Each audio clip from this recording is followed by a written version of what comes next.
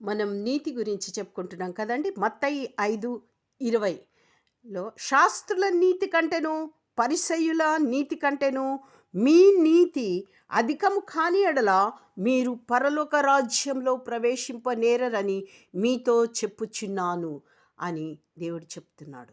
ఏంటిదంట? శాస్త్రుల నీతి కంటేనో పరిసయ్యుల నీతి కంటే మన నీతి అంటే దేవుడు ఇప్పుడు దాకా మనకి కృప ఇచ్చి ఆయన నీతిమంతులుగా మనల్ని తీర్చిదిద్దిన ఆ నీతిని మనము కాపాడుకోవాలి.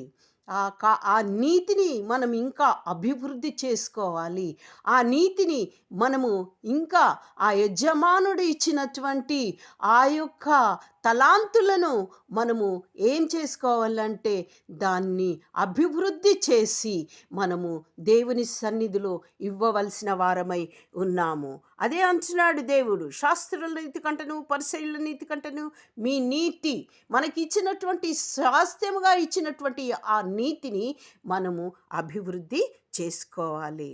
అంటే ఉదాహరణకు ఏంటిది బైబిల్లో చెప్పబడింది అని అంటే, అంతకుముందు వ్యభిచారము చేస్తే పాపము, ఇప్పుడు మోహపు చూపు చూస్తేనే పాపము. అంటే ఎగ్జాంపుల్కి ఇది నీతి.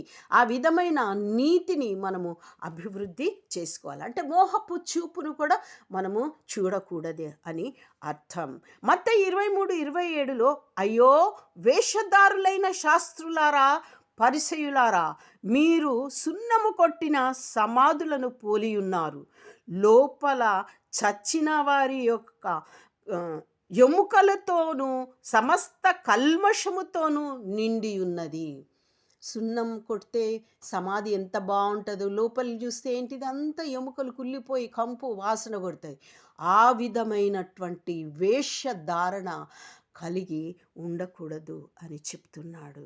28వ వచనము, అదే మత్తయి 23:28లో అలాగే మీరు వెలుపల మనుష్యులకు నీతిమంతులుగా నగుపడుచున్నారు కానీ లోపల వేషధారులతోనూ అక్రమంతోనూ నిండి ఉన్నారు. లోపల మాత్రం వేషధారణతోనూ అక్రమముతోనూ నిండి ఉన్నారు అంటే పైనకేమో నీతిమంతులుగా కనబడుతున్నాము. అంటే పైన సమాధి ఏ విధంగా కనబడుతుంది? తెల్లగా కనబడుతుంది. లోపల కంపు. అదేవిధంగా లోపలనేమో వేషధారణతో అక్రమముతో నిండి ఉన్నారు అని చెప్తున్నాడు. 2 కొరింథీ 11:13-15 దాకా మనం చూసినట్లయితే వీరు వేషధారణ కలిగిన సేవకులు ఏ విధంగా ఉంటారంటే, ఎలాగనగా అట్టివారు శరీరానుసారంగా ఏలయనగా అట్టివారు ఎట్లా ఉంటారు అని అంటే శరీరానుసారంగా జీవిస్తారు. వారు క్రీస్తు యేసునందు జీవమునిచ్చు